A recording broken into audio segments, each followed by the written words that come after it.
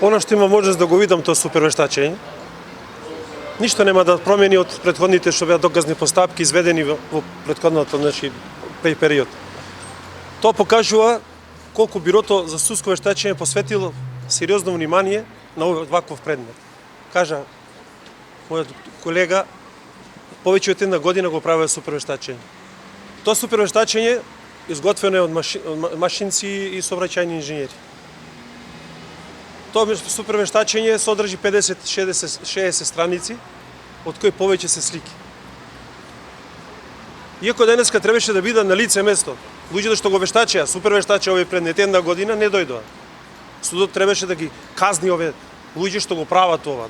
Кај нас веќе се ствара огромен револт и се сомнеш дека ова намерно се да го лекува за да виновниците, убиците на 16 луѓе не ги стигне правдата.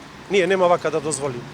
Не се надевате дека еве сега во повторната постапка нема да има брза разрешница, правдата нема да биде задоволена? Па како да веруваме кога 4 години чекаме правдата?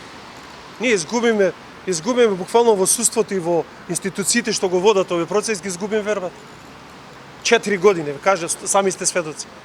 На 13 февруари ова година се прави 4 години од несреќата што се случи раскрц. Колку време треба да помине за да ние да добиеме конечно правдата за тие што го направи ова злодело? На 50-60 страни да се прави супервештачење една година и судот да го толерира со изговор дека нема ресурси, а тие го наложија тоа супервештачење, тие го дадат тоа супервештачење, иако пак ќе повторам по не знам кој пат. Од претходните институции беше направено страшно професионално супервештачење и од машинскиот, и електротехничкиот факултет, и од сообраќајниот, на повеќе од 2000 страници.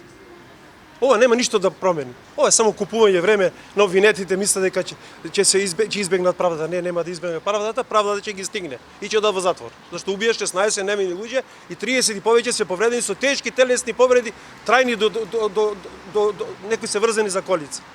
И ова е срамота што се случува. Час поскоро треба да се донесе пресуда за овој случај, ништо повеќе.